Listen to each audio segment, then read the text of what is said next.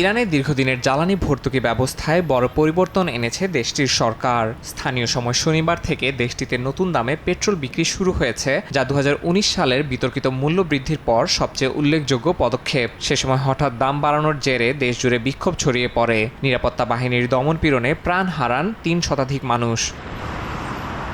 ইরানের সস্তা পেট্রোল বহু প্রজন্ম ধরে এক ধরনের জন্মগত অধিকার হিসেবে বিবেচিত। তবে বর্তমানে ইরানের শাসক গোষ্ঠী প্রবল অর্থনৈতিক চাপে রয়েছে। দ্রুত অবমূল্যায়ন হওয়া মুদ্রা এবং পারমাণবিক কর্মসূচি ঘিরে আরোপিত আন্তর্জাতিক নিষেধাজ্ঞা সরকারের জন্য ভর্তুকি ধরে রাখা কঠিন করে তুলেছে। কয়েক পয়সা দরে বিশ্বের অন্যতম সস্তা পেট্রোল সরবরাহ করতে গিয়ে প্রতি বছর গুনতে হচ্ছে বিপুল অঙ্কের অর্থ। নতুন ব্যবস্থায় 3 স্তরের দাম নির্ধারণ করা হয়েছে। মাসে প্রথম 60 লিটার পেট্রোল মিলবে আগের মতোই ভর্তুকি মূল্যে লিটার প্রতি 15,000 রিয়াল। পরবর্তী 100 লিটারের দাম থাকছে 30,000 রিয়াল। এর বেশি কিনতে হলে নতুন নির্ধারিত দরে লিটার প্রতি 50,000 রিয়াল গুনতে হবে। এই ঘোষণার পর সতর্ক অবস্থানে ছিল পুলিশ, তবুও সাধারণ মানুষ ক্ষোভ প্রকাশ করেছেন।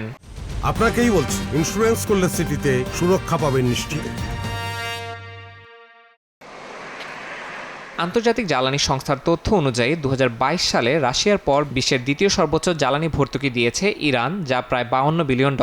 অথচ অর্থনীতিবিদদের মতে এই ভর্তুকি না কমিয়েছে বাজেট ঘাটতি, না থামিয়েছে মূল্যস্ফীতি। বর্তমান দেশটিতে মূল্যস্ফীতি প্রায় 40%। বিশেষজ্ঞদের আশঙ্কা, পেট্রোলের দাম বাড়লে মূল্যস্ফীতি বাড়তে পারে। দেশটির জ্বালানি মন্ত্রী মোহসেন পাকনেজাদ বলেছেন, এই পদক্ষেপ জ্বালানি ব্যবহারের প্রবণতা সংশোধনের সূচনা মাত্র। বিশ্লেষকদের মতে যুদ্ধ, নিষেধাজ্ঞা ও অর্থনৈতিক চাপে নুইয়ে পড়া ইরানি জনগণের সামনে জ্বালানির দাম নিয়ে সরকারের যে কোনো ভবিষ্যৎ সিদ্ধান্ত আবারও বড় ধরনের সামাজিক অস্থিরতার ঝুঁকি তৈরি করতে পারে।